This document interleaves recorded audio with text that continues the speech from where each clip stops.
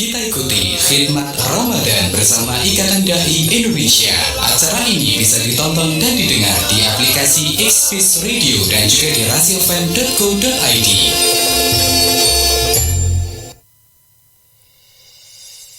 Assalamualaikum warahmatullahi wabarakatuh. Sahabat Rasi, selamat sore ya. Sore hari ini kita kembali berjumpa di program Khidmat Ramadan. Dan hari ini kita sudah bersama dengan Ustadz Udi Jatmiko. Selamat sore Ustadz. Assalamualaikum warahmatullahi wabarakatuh. Waalaikumsalam warahmatullahi wabarakatuh. Alhamdulillah hari ini sehat gak Ustadz? Alhamdulillah. Alhamdulillah. Ini ya sahabat Rasi, bersama dengan Ustadz Jatmiko dari IKA di Magetan. Nanti kita akan membahas mengenai 3 landasan utama dalam keimanan. Dan untuk sahabat Rasi nanti kalau ingin bertanya, langsung saja telepon di 0811 3020 906 atau bisa juga di 0351 896137. Dan kita langsung ke Ustadz Udi Jatmiko ya. Ustadz, ini ya, beberapa hari ini cuacanya sangat luar biasa, bikin kita kayak di prank ya. Yang mungkin 3 hari ke belakang itu panasnya Masya Allah. Dan 2 hari ini kok hujannya juga Masya Allah sekali gitu. Semoga Ustadz juga diberikan kesehatan ya Ustadz. Amin. Mengenai tema kita hari ini nih Ustadz, 3 landasan utama dalam keimanan. Wah, ada 3 nih, aku kepo nih ya. Setahu ada rukun iman ya, ada 5. Nah ini 3 landasannya apa saja nih Ustadz? Ya baik, bismillahirrahmanirrahim. Assalamualaikum warahmatullahi wabarakatuh. Waalaikumsalam warahmatullahi wabarakatuh. Alhamdulillahi hamdan katsiran thayyiban mubarakan fih. Alhamdulillahilladzi hadana li hadza wa ma kunna linahtadiya laula an hadanallah. Asyhadu an la ilaha illallah wahdahu la syarikalah. Asyhadu anna Muhammadan abduhu wa rasuluhu la nabiyya ba'dah. Allahumma shalli ala Muhammad wa ala alihi wa ashabihi ajmain, amma ba'd. Wa ya ayyuhal ibadallah usikum wa nafsi bi taqwallah wa ta'atihi la'allakum turhamun. Mbak Putri dan sahabat Rasi yang dimuliakan oleh Allah, tentu saya dan Mbak Putri mengucapkan alhamdulillahirabbil alamin atas karunia Allah yang Allah berikan kepada kita sehingga kita dapat bergabung walaupun tidak secara fisik, tetapi insyaallah makna dan apa yang tersirat dalam silaturahim kita ini sama dengan kita bertemu dengan fisik. Mudah-mudahan Allah menguatkan hati kita untuk saling watawassaw bil haqqi watawassaw bis sabar, saling menasihati tentang kesabaran dan saling menasihati tentang kebenaran. Sahabat saya bukan oleh Allah, kali ini saya akan menyampaikan ada 3 hal ya yang menanti menjadi landasan utama kita di dalam membangun keimanan kita. Tapi namun saya ingin mengingatkan dulu sebelumnya bahwa ini di hari-hari terakhir ya Mbak Putri, sahabat Rasi. Aisyah radhiyallahu anha, istri Rasulullah SAW, pernah beliau menanyakan kepada suaminya Rasulullah Muhammad SAW. Beliau menanyakan zikir apa yang terbaik untuk menyambut Lailatul Qadar. Maka kemudian Rasulullah mengajari dengan Allahumma innaka afuwun tuhibbul afwa fa'fu anni. Ya mungkin sudah hafal semua karena ini biasa dibaca bareng-bareng di saat-saat kita dijeda di waktu tarweh. Atau ini sudah sering disampaikan oleh para khotib dimanapun sehingga kita menjadi hafal. Tapi bagus untuk terus dihafal dan dilafadzkan, wabil khusus di 10 hari terakhir ini. Terus kita baca. Jadi kalau kita lihat maknanya itu ada 2. Yang pertama bahwa zikir ataupun doa yang diajarkan Rasulullah kepada istrinya Aisyah radhiyallahu anha ini yang artinya adalah Allahumma innaka afuwun, ya Allah sesungguhnya engkau lah yang maha pemaaf. Tuhibbul afwa, engkau senang atau engkau mencintai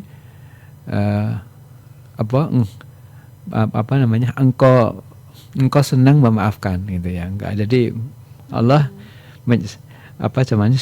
senang memaafkan. Kemudian yang ketiga adalah fa'fu anni, maka maafkanlah kami. Maafkanlah aku.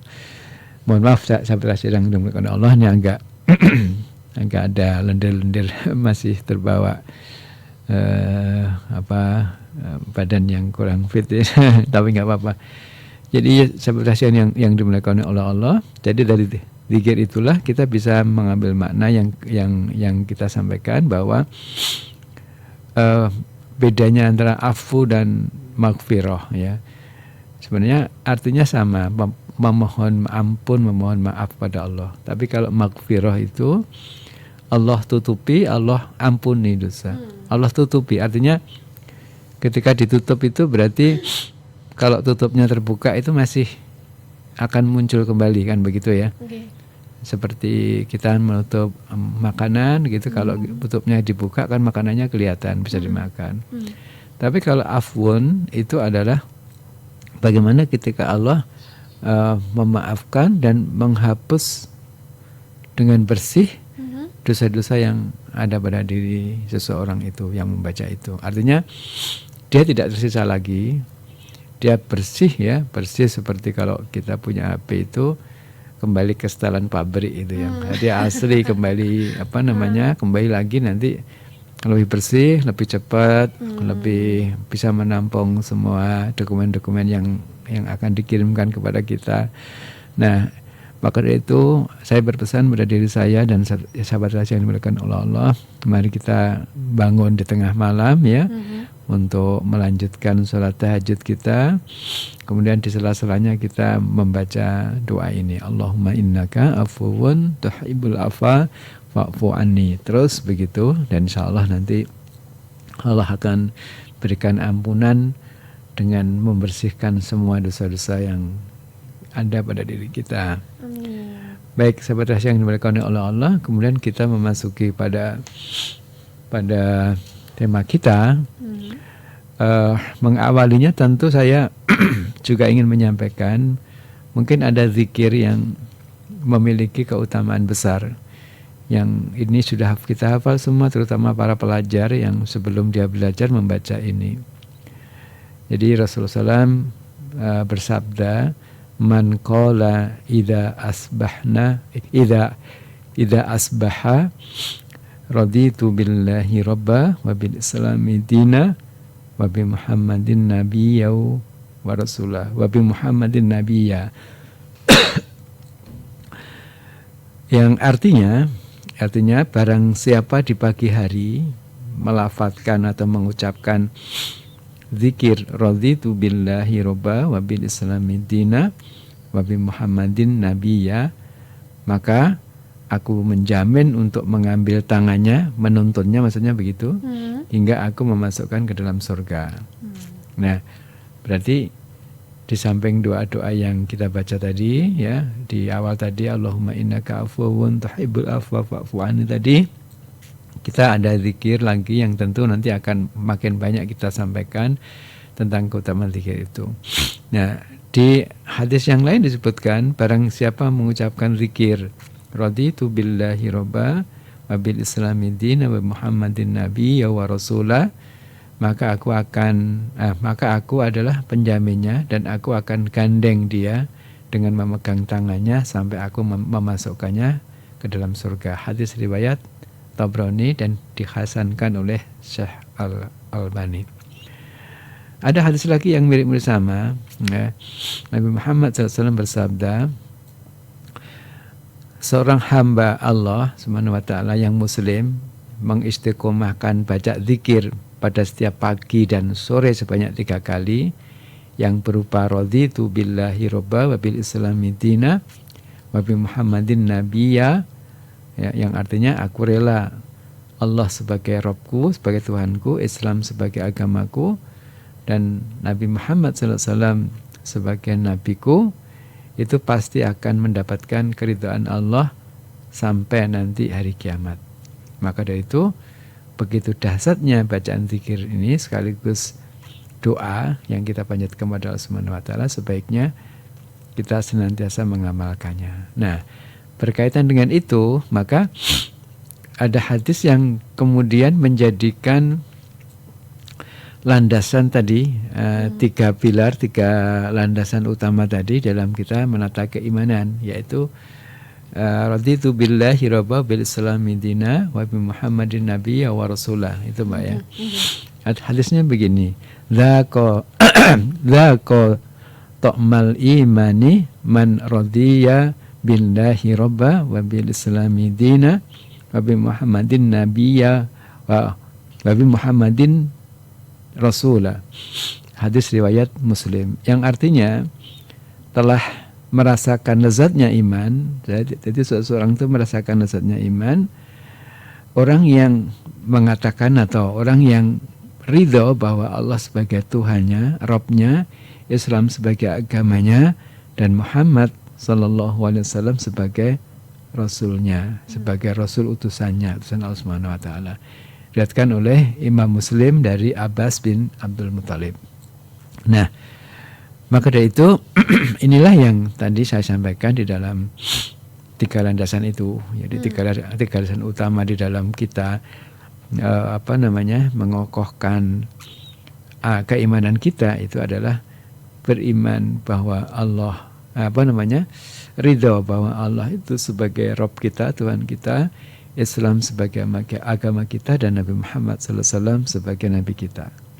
Sehingga ada penegasan kalau seorang Muslim ya menjadikan Allah sebagai Rabb atau Tuhan yang disembah dan dituju, dia tidak menjadikan selain Allah ya untuk disembah dan dituju, dan dia berjalan di atas jalan Islam, bukan berjalan di atas selain Islam, dan dia melakukan amalan-amalan berdasarkan ajaran dan syariat dari Nabi Muhammad SAW, maka apabila seorang Muslim merealisasikan hal itu, maka dia akan merasakan lezatnya iman itu.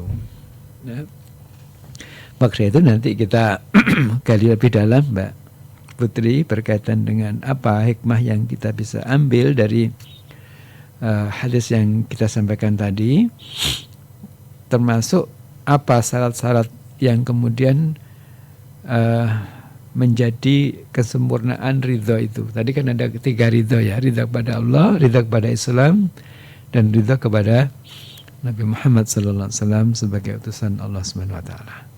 Ya, kita lanjut apa? Masih lanjut dulu? Lanjut dulu nih. Iya, oke. Jadi baik, sahabat Rasio yang dimuliakan oleh Allah, kita coba fahami dulu tentang arti atau makna ridho. Ridho itu sebenarnya perasaan puas, sehingga ketika dia merasakan kepada sesuatu kepuasan, maka dia tidak akan mencari apapun selain yang menjadikan dia puas. Katakanlah Mbak Putri punya langganan bakso yang enak gitu ya, katakanlah gitu ya. Setelah makan di situ puas, maka dia ketika kemudian pengen bakso, dia tidak akan mencari tempat yang lain, karena memang di tempat itulah sudah dia rasakan tentang kepuasan itu ya, dengan berbagai macam cara apapun dia tempuh itu untuk mencari depot yang kemudian membawa kepuasan kita terhadap makanan yang kita makan. Nah, itu ridho. Maka ketika kita maknakan tadi ridho kepada Allah, ridho kepada Islam, ridho kepada Rasulullah, maka itu sesungguhnya bagaimana kita merasa puas ya ketika kita menjadikan Allah sebagai Tuhan kita. Nah, maka dari itu nanti kita coba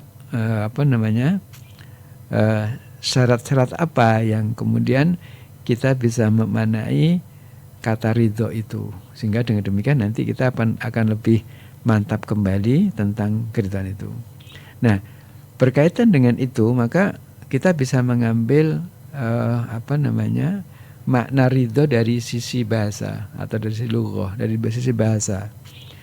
Jadi ridho itu secara bahasa itu tadi puas gitu ya, menerima gitu ya. Itu lawannya adalah sakhot ya, jadi atau kebencian atau kemurkaan. Maka dari itu apabila kita mengakui ridho bahwa Allah sebagai Rabb kita ya, kemudian Islam sebagai agama kita, Rasulullah sebagai nabi kita, maka kita tidak ada kebencian dan tidak ada kemurkaan sedikit pun terhadap apa yang kita ridhoi. Itu syarat-syarat kesempurnaan itu. Sehingga dengan demikian kita tidak menyimpan sedikit pun kebencian terhadap ketiga prinsip tadi. Yang kedua, sering orang mengatakan tentang ridho itu dengan kata ardohu, berarti memberikan.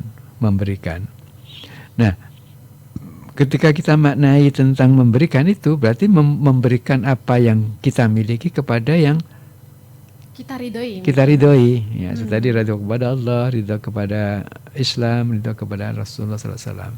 Nah itu. Kemudian ada lagi kata yang kemudian ar-radhi, itu memiliki arti al-muti, artinya adalah mentaati. Berarti ketika kita ridho itu sebenarnya adalah mentaati semua yang telah ditetapkan terhadap kita ya, dan kita puas dengan ketetapan itu ya, tentu dari Allah ya, dari Islam, dari Rasulullah SAW. Ya. Kemudian apalagi yang kemudian kemudian orang sering mengatakan irtadhahu, berarti adalah memandang layak sesuatu itu untuk dirinya. Jadi bahwa orang yang ridho itu adalah merasa layak sesuatu itu yang kita ridhoi atau kita cintai.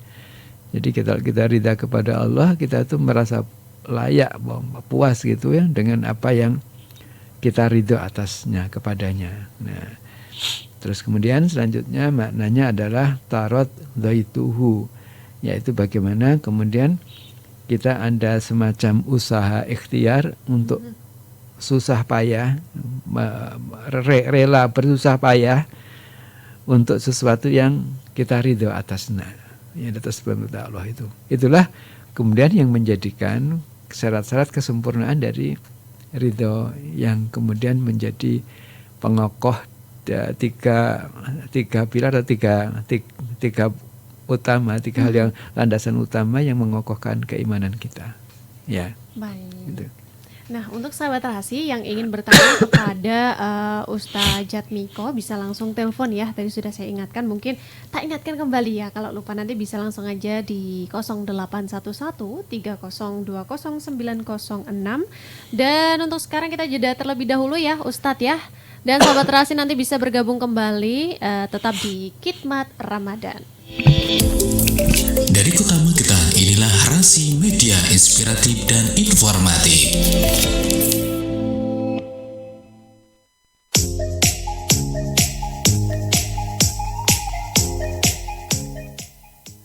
Sahabat Rasi, lagi butuh suntikan semangat nggak? Nah, kalau butuh jangan cuma diem aja ya. Udah waktunya kita untuk ngebenerin ngopi kita jadi ngopi yang benar. Caranya gimana? Cobain dong kopi bintang 5 karena kopinya tuh kental, rasanya juga nikmat banget. Jadi kalau misalkan kita lagi nggak fokus, kita semangatnya lagi down, nah dengan minum kopi bintang 5 semangatnya tuh langsung naik level. Apalagi kalau misalkan sahabat Rasi pagi-pagi ya lagi kerjaannya tuh numpuk, ngejar deadline.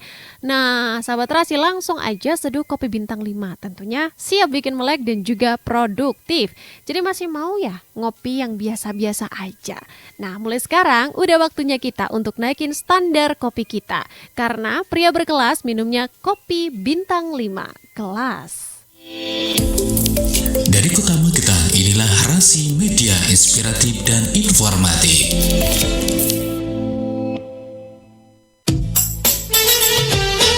Anda masih mengikuti acara Khidmat Ramadan bersama Ikatan Dai Indonesia.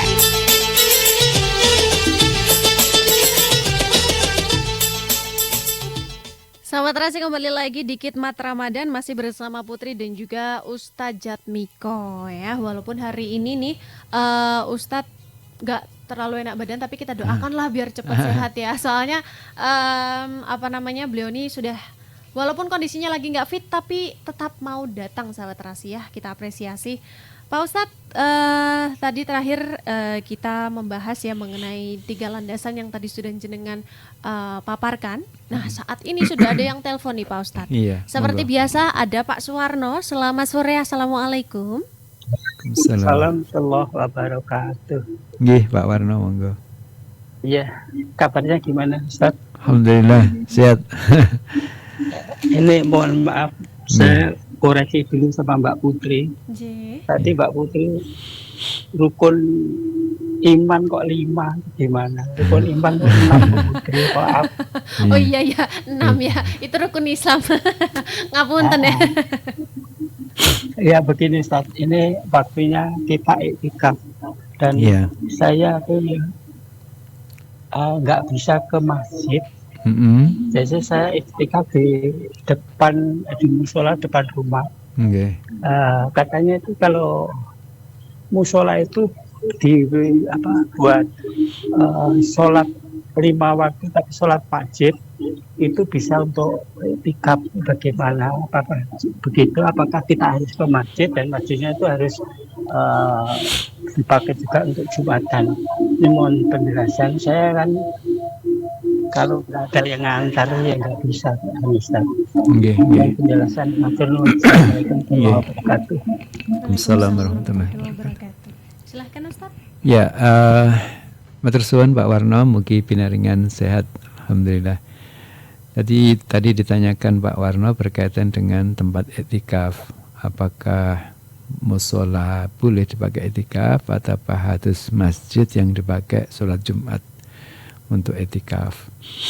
Jadi sebenarnya kalau kita samakan dulu persepsi makna iktikaf ya, ada makna iktikaf secara bahasa, ada secara syara, terminologi atau secara syariat. Kalau secara bahasa, iktikaf itu berdiam diri, ya, berdiam diri di masjid ya, waktunya kapanpun ya, dimanapun ya, musola boleh, masjid boleh, atau di tempat mungkin yang di rumah kita ada musola gitu ya. Itu iktikaf artinya adalah berdiam diri untuk mendekatkan diri pada Allah. Jadi waktunya sembarang bebas ya, Ramadan lebih baik.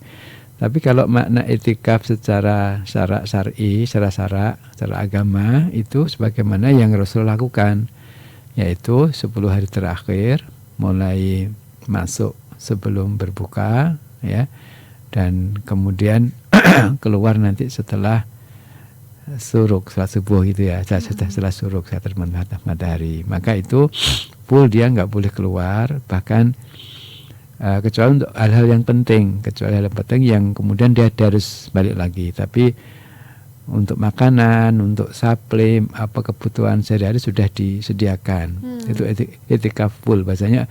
Kalau kita sebutnya iktikaf full. Ada iktikaf yang hanya malam hari saja. Habis tarawih pulang dulu, maka nanti kembali, nanti iktikaf sampai pagi, tidur di masjid, pulang di waktu pagi habis sholat isyraq gitu. Nah tentu ketika kita memahami iktikaf yang dimaksudkan sesuai dengan syarat tadi, kita harus memenuhi syarat untuk ketentuannya. Katakanlah ada di 10 hari terakhir itu pasti hari Jumat. Nah, karena kan sepekan itu kan hanya 7 hari dan 10 hari mesti ada hari-hari Jumatnya. Dan hari Jumat itu bagi seorang muslim laki-laki itu wajib untuk menunaikan ibadah salat Jumat. Maka ketika kita memanai arti tentang iktikaf full ya 10 hari itu, maka harus ada atau dicari tempat yang ada masjid, tempat yang ada sholat Jumatnya, atau masjid yang ada sholat Jumatnya, sehingga nanti dia tidak keluar dari masjid itu karena di situ ada dilakukan sholat Jumat. Kalau kemudian makna iktikaf yang hanya sesaat, temporer, tidak full begitu ya, malam saja atau mungkin hanya 1 jam, misalkan Mbak Putri, aku kok berniat iktikaf, ya pergi ke masjid Nah, misalkan sholat asar jam 3 katakanlah gitu ya. Nanti jam 2 datang dulu etikaf di masjid, duduk di sana berzikir, melakukan kepada Allah, baca Al-Quran.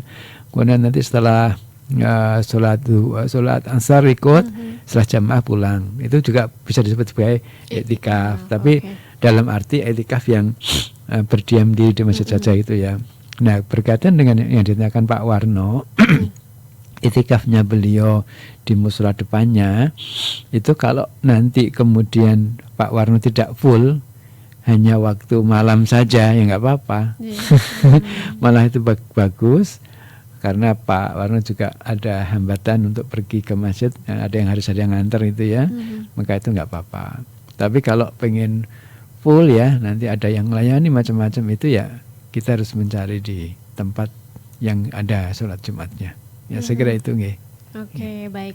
Itu ya Pak Warno untuk jawabannya tadi sudah dijawab oleh Ustadz Jatmiko. Semoga bisa menjawab pertanyaan dari Pak Suwarno ya. Untuk sahabat Terasi yang juga ingin bertanya ya berkaitan dengan tema atau mungkin hal-hal yang lain, apalagi ini juga mendekati bulan ya benar ya, bulan Syawal ya. Bentar lagi Lebaran, boleh banget kalau mau tanya langsung di 0811 3020 906 atau di 0351 8961 137. Nah, Pak Ustadz, saya mau bertanya dong, ini mungkin masih berkaitan sama iktikaf ini tadi. Bagaimana kalau orang yang mungkin memang musola atau masjidnya itu jauh dan dia itu memiliki keterbatasan untuk pergi ke masjid, apakah boleh nih iktikafnya di rumah? Iya, jadi biasanya kalau di dalam beberapa contoh rumah yang sebagaimana dulu zaman Rasulullah itu ada namanya mihrab. Mihrab itu ya musola di rumah, ya. Bagian tertentu yang tidak dipakai aktivitas apapun kecuali untuk sholat, untuk ibadah itu. Nah, biasanya ibu-ibu atau wanita itu sholat wajibnya itu tidak ke masjid tapi di rumah di tempat musola itu. Tentu kalau tadi ada udzur yang kemudian tidak memungkinkan dia pergi ke masjid, memang di rumah nggak apa-apa. Tetapi memang ada resiko yang harus dihadapi. Artinya begini, kan kita etikaf itu butuh kekhusyuan, butuh kemudian ketenangan ya. Kalau di rumah itu mesti kerungu apa-apa kan, kepikiran apa-apa, ngerti apa kelingan begitu. Tapi kalau sudah pergi ke masjid itu kan lepas itu ya. Seakan-akan kita nggak tahu urusan rumah. Tapi kalau di rumah itu ngerti, tahu geludak gitu, ketika kadang kita ngelihat dan lain sebagainya. Ya artinya tetap boleh ya. Yang kita maksudkan itu ya, tetapi kemudian menjadikan sempurna ketika kita bisa sholat di tempat bisa etikaf di masjid, karena memang itu adalah tempat yang kita bisa lebih khusyuk untuk memahaminya. Nah, ini tadi juga ada yang telepon nih Pak Ustadz, ada Bunda Sri Uning dari KPR Asabri. Selamat sore, Assalamualaikum. Selamat sore, Waalaikumsalam warahmatullahi wabarakatuh. Silakan Bunda Sri Uning. Selamat sore Bapak Ustadz, sehat-sehat ya. Alhamdulillah, Waalaikumsalam Bu Sri Uning. Ini kan nopo di luar tema ya. Nggih, ngono kok. Jadi don preso masalah nopo menika orang yang menolong orang yang ada kesulitan, mempunyai kesulitan ya, seperti misalnya sakit, terus apalagi ya pokoknya sering menolong gitu loh Pak. Nah orang itu sebetulnya ya sholatnya itu ya bagus, orangnya ya bagus, tapi itu kadang-kadang begini, menolong itu kan, kalau menolong itu kan harus ridho, ikhlas, dengan hati yang tulus ya Pak. Kadang begini, ada bilang gini, aku kan nolongi tapi kayak saya tak tulungi kok orang ngerti, nggak tahu maksudnya, ngerti itu gimana nggak tahu. Nah itu sering ada kata-kata yang begitu, ngulung wong tapi kayak nggak sah bilang gitu loh maksud saya gitu loh Pak. Jadi, seperti apa ya, diundomono apa diunda-tunda gitu namanya. Nah itu sering aku menemu orang yang bilang begitu. Terus kan orang itu ya sebetulnya sholat ya bagus, tapi kok sering mengatakan begitu. Itu hukumnya kalau Islam itu gimana? Jadi dia itu menolong itu ikhlas apa enggak? kalau nggak ikhlas itu ya nggak usah nolong lah, daripada joran aku kadang begitu. Aku nulungi kae jarane ngaku anu kan sebetulnya nggak boleh ya Pak Ustadz. Kalau kita sudah menolong harus ikhlas lillahi ta'ala, tidak minta imbalan. Kalau saya begitu, menolong ya jangan minta imbalan, yang penting kita ikhlas menolong dengan ikhlas sukarela dengan hati kita yang tulus itu. Itu bagaimana hukumnya menurut Islam. Nanti mawon, Assalamualaikum. Waalaikumsalam warahmatullahi wabarakatuh. Silahkan dijawab Pak Ustaz. Matur suwun Bu Uning. Ya memang salah satu di antara yang mengotori amal kita itu adalah tidak adanya tidak fokus pada tujuan kepada Allah, artinya ikhlas gitu ya. Jadi orang yang beramal, amal apapun ya, kalau tadi dicontohkan membantu orang lain, amal apapun sebenarnya itu bisa diterima oleh Allah Subhanahu wa taala kalau dia itu ikhlas. Ikhlas itu tujuan amalnya untuk mendapatkan keridhaan dari Allah. Yang kedua, kalau amal itu amal yang telah disyariatkan pelaksanaannya itu mencontoh Rasulullah. Kalau yang umum seperti membantu, sedekah itu yang artinya mengandung kebaikan. Jadi itu adalah amal yang insya Allah diterima. Tetapi untuk mencapai seperti ini terkadang tidak mudah, ya. Apakah kemudian nanti ini tujuannya ada selain dari Allah? Contohnya tadi Bu Sri Uning mencontohkan dia tidak ikhlas karena disebabkan dia ingin mendapatkan pengertian dari yang pernah dibantunya itu. Pengertian dalam arti ya nek pas sakit ya diendangi, nek pas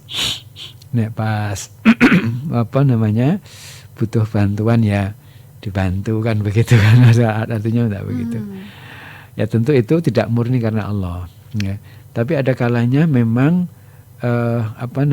lintasan-lintasan perasaan itu muncul disebabkan karena kita belum memahami berkaitan dengan syarat diterimanya sebuah amal. Innamal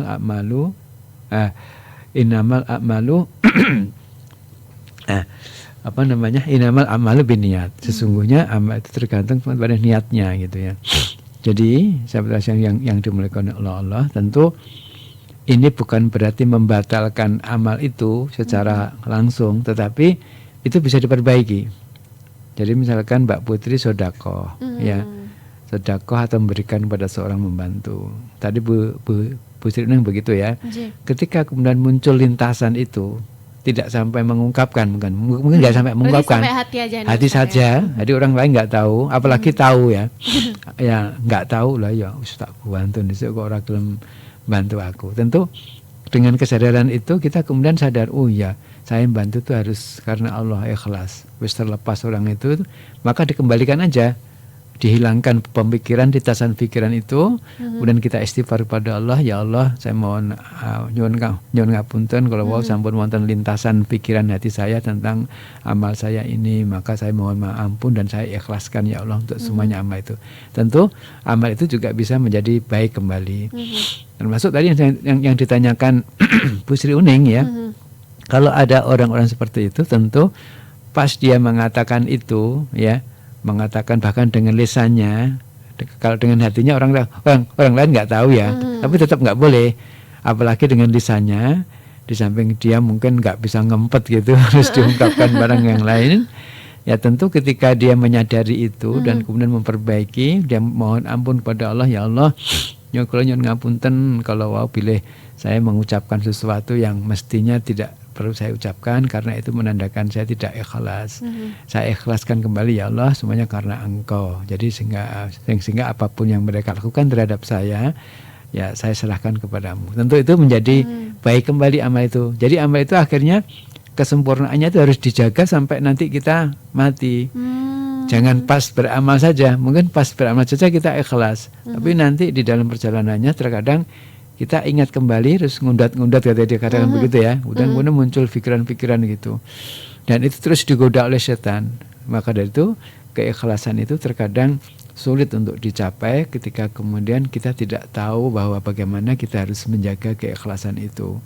Ya apalagi kepada ibu-ibu bapak yang ya jarang-jarang ngaji gitu ya, sehingga mereka orientasinya kepada dunia, ada balasan-balasan yang diharapkan. Nah, saya kira itu, mohon maaf. Baik, kalau menurut Ustadz tadi kan berkaitan sama ini, berarti kalau di dalam hati pun itu juga sama ya Ustadz? Iya. Berarti kalau kita udah merasa, loh kok aku berpikir seperti ini walaupun masih dalam hati langsung meminta ampun begitu ya? Oke, baik. Ini ada penelpon lagi Ustadz dari Madiun, ada Bunda Ari, selamat sore. Halo, Assalamualaikum, selamat sore Mbak Putri, Pak Ustadz. Waalaikumsalam Bunda Ari. Mugi-mugi Pak Ustadz dipun paringi kesehatan nggih. Alhamdulillah. Nggih mboten sakit kok. Dipun angkat kalih Gusti Allah. Amin. Pak Ustadz dalem badhe tanglet saderenge pangapunten bilih mboten teng pemaning nggih. Nggih, monggo. Niki ngeten. Kan malam itikaf itu 10 hari terakhir menjelang akhir puasa kan Pak Ustadz nggih. Dan niki kita kan itikafnya malam. Terus kita kesehariannya itu biasa seperti biasa, aktivitas seperti biasa. Terus kita malamnya mengikuti itikaf. Itu bagaimana hukumnya di Islam? Apa diperbolehkan? Apa jadi nggak berdiam dirinya nggak lama gitu loh, cuma waktu di itikaf aja gitu. Bagaimana hukumnya di Islam? Mekaten mawon, pilih konten minta kalian itu pangapunten Pak Ustadz, Mbak Putri, matur suwun, assalamualaikum. Waalaikumsalam warahmatullahi wabarakatuh. Bunda Ari matur suwun, wabilih kalau wau kirang midhangetaken menapa ingkang dipun takletaken Pak Warno nggih. Wabilih kirang konsentrasi ngoten. Jadi boleh Ibu Bunda. Jadi tadi ada 2 etikaf ya, etikaf secara makna arti ya. Itu berdiam diri di masjid ya untuk mendekatkan diri pada Allah. Tapi kalau etikaf secara syar'i, secara syarak ya, ketentuan syariat itu di 10 hari terakhir full, tidak keluar dari masjid. Jadi kalau Ibu Ari niat etikaf ke masjid hanya sesaat, ya 1 jam, 2 jam, setengah hari ya nggak apa-apa. Dan itu sudah dinilai sebagai etikaf. Tapi dengan etikaf, kalau orang bedakan itu latihan etikaf gitu. Jadi atau ya sebenarnya etikaf, karena etikaf itu kan berdiam diri di masjid untuk mendekatkan diri pada Allah. Jadi tidak melakukan apapun kecuali berzikir pada Allah, membaca Al-Quran, berdoa itu. Jadi Bu Ari boleh, terutama di 10 hari terakhir ini, kalau di siang hari kita punya pekerjaan yang harus kita kerjakan, maka kemudian bisanya hanya malam hari nggak apa-apa. Malam hari kalau sebaiknya ya sehabis tarweh ya langsung nanti tidur di sana, tapi memang harus ada yang nyiapin makan sahur. Kalau saya juga begitu, jadi tidak full. Saya hanya habis tarwih itu langsung ke masjid ya sampai nanti syuruk gitu, selama 10 hari full. Itu kan nanti lumayan kita sudah nggak mikir makan sahurnya gimana, nggak mikir nanti rumah urusan apa. Tapi karena siang harus ada yang saya kerjakan, maka kemudian saya pagi balik nanti langsung ya nggak apa-apa, namanya juga etikaf. Itu sebut latihan ya, bukan etikaf secara syariat, secara agama. Berarti kalau misalkan hanya mungkin 1 jam sebisanya kita itu sudah termasuk dalam kategori etikaf ya Ustadz. Ya misalkan siang nggak apa-apa, misalkan siang kok saya ada waktu longgar ini ya, saya mau ke masjid aja etikaf, ya sudah datang ke masjid berwudu, doa sholat tahiyatul masjid, mungkin tambah sholat hajat yang keinginan apa kita, misalkan saya pengen etikaf karena saya pengen meminta kepada Allah sesuatu hal gitu ya. Ya udah nanti sholat hajat ya. Silakan minta jodoh, nah di situ kita nanti baca Quran terus, mengkhususkan mendekatkan diri pada Allah Subhanahu wa taala. Gitu ya, Mbak Putri.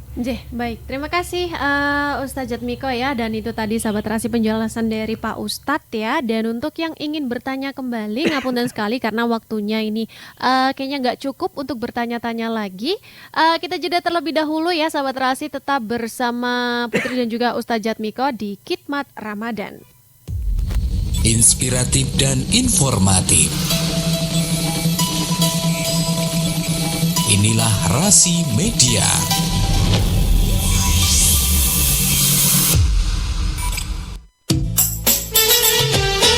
Anda Anda masih mengikuti acara Hikmat Ramadan bersama Ikatan Dai Indonesia.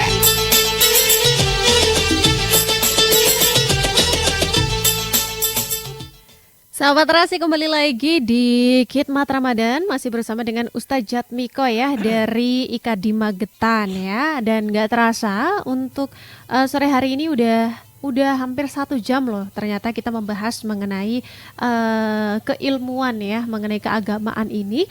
Dan mungkin aku mau langsung ke Ustadz Jatmiko ya untuk memberikan closing statement pada sore hari ini. Silahkan Ustadz. Baik, matur suwun Mbak Putri. Sebenarnya yang dimuliakan oleh Allah. Jadi kesimpulannya adalah apa yang kita dapatkan atau buah apa dari yang kita dapatkan apabila kita memiliki sikap dalam 3 hal tadi, ridho kepada Allah, ridho kepada Islam sebagai agama, dan ridho kepada Nabi Muhammad SAW sebagai Rasul Allah. Maka dari itu ada beberapa buah atau hasil yang positif. Yang pertama adalah Allah senantiasa membimbing dan memberikan petunjuk kepada kita semua. Jadi artinya kita itu sebenarnya nggak tahu apa-apa tuh Mbak ya. Ini Mbak Putri dan sebelas yang dimuliakan Allah. Kita nggak tahu apa-apa.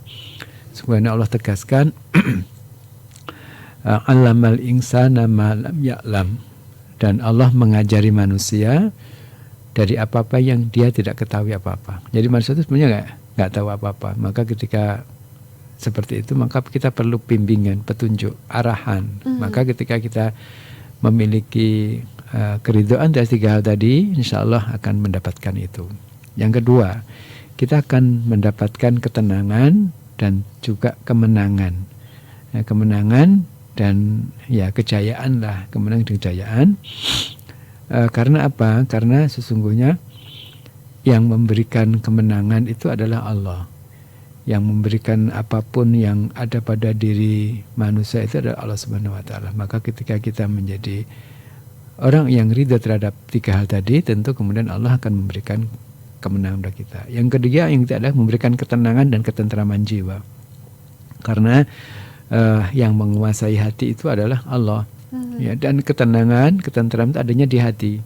Ya, maka doa kita salah satu di antaranya adalah ya muqallibal qulub, ya Allah Engkau lah yang membolak-balikkan hati, tsabbit qulubana ala dinik, maka tetapkan hati kami di dalam agamamu. Artinya di sini memberikan gambaran bahwa Allah lah yang memegang, yang membolak-balikkan hati manusia. Kalau kita ridho terhadap 3 hal tadi sebagai landasan utama tadi, menjadikan kita tenang dan tentram. Dan terakhir tentu kita akan meraih surga dan selamat besok di api neraka. Ya, innal ladzina amanu wa amilus solihati ya ulaika hum khairul bariyah jazaohum inda rabbihim jannatun tajri min tahtihal anharu khalidina fiha abada radhiyallahu anhum wa radu an dzalika liman khasyya rabbah. Surat Al-Bayyinah ini menegaskan bahwa keridhaan seseorang itu nanti juga dia akan ridho kepada Allah dan Allah ridho kepadanya, maka akan dibalas dengan surga Aden yang mengalir di bawahnya sungai-sungai, mereka kekal di dalamnya selamanya, dan mereka ridho kepada Allah, ridho kepada mereka dan mereka ridho kepada Allah Subhanahu wa taala. Saya kira itu sebagai closing statement. Mohon maaf atas kekurangan. Subhanallah bihamdika asyhadu an la ilaha illa anta astaghfiruka wa atubu ilaik. Oh ya, satu lagi mungkin pekan ini terakhir ya Mbak kita saya untuk menjumpai sahabat Terasi. Saya juga mengucapkan permohonan maaf kepada sahabat Terasi semua sebagai yang telah mendengarkan kami dan bertanya barangkali kurang puas dari jawaban kami. Kami mohon maaf yang sebesar-besarnya. Tentu juga saya juga mengucapkan taqabbalallahu minna wa minkum wa taqabbal ya karim. Semoga Allah menerima amal kami dan amal sahabat Rasul semuanya termasuk Mbak Putri. Amin. Allahumma amin. Ya. Saya kira demikian. Assalamualaikum warahmatullahi wabarakatuh. Waalaikumsalam warahmatullahi wabarakatuh. Terima kasih Ustadz Tudijat Miko ya. Selama 1 bulan ini juga sudah ikut menemani kita untuk belajar agama, dan semoga sahabat rahasia informasi ataupun materi yang tadi disampaikan beliau ini bisa bermanfaat untuk menambah keimanan kita di bulan Ramadan. Saya Putri mau pamit undur diri. Terima kasih banyak dari kawasan Kompleks MT Haryono Permai 13. Wassalamualaikum warahmatullahi wabarakatuh. Terima kasih, baru saja Anda ikuti Khidmat Ramadan. Acara ini dipersembahkan oleh Radio Rahasia FM Magetan dan bekerja sama